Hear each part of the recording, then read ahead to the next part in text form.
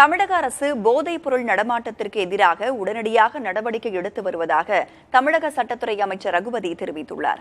பாரதிய ஜனதாவில் கஞ்சா கடத்தலில் தொடர்புடையவர்கள் சேர்க்கப்பட்டுள்ளதாகவும் அவர் கூறியுள்ளார்.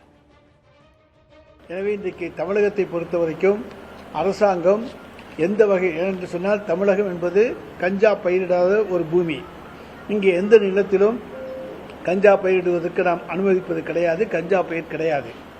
பக்கத்தில் இருக்கக்கூடிய ஆந்திர மாநிலத்தில் பயிர் செய்ததை கூட நாம் எடுத்து சொல்லி நம்முடைய தென் மாநில டிஜிபிகள் கூட்டத்தில் நம்முடைய தமிழக டிஜிபி எடுத்து சொல்லி அங்கேயும் கூட 6000க்கு மேற்பட்ட ஏக்கரில் பயிரிடப்பட்டிருந்த கஞ்சா பயிர்கள் அளிக்கப்பட்டன. எங்களை பொறுத்த வரைக்கும் போதைப் பொருள்கள், கஞ்சாவை போன்றவைகள்லாம் இன்றைக்கு நடமாட்டம் இருந்தால் உடனடியாக தகவல் தெரிந்தவுடன் அது தடுக்கப்பட்டு அவர்கள் கைது செய்யப்பட்டு நீதிமன்றத்தின் முன்னாடி நிறுத்தப்பட்டு அவர்கள் தண்டனை பெற்று தரப்படுகிறார்கள்.